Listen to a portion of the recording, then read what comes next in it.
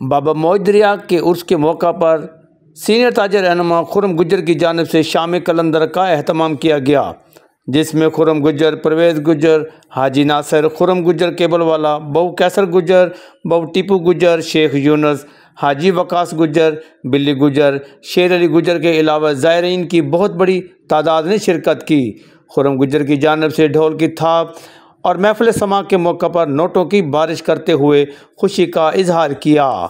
Cameraman Mohammad Asif के हमरा हाजी Mohammad Saeed, DN news, Lahore.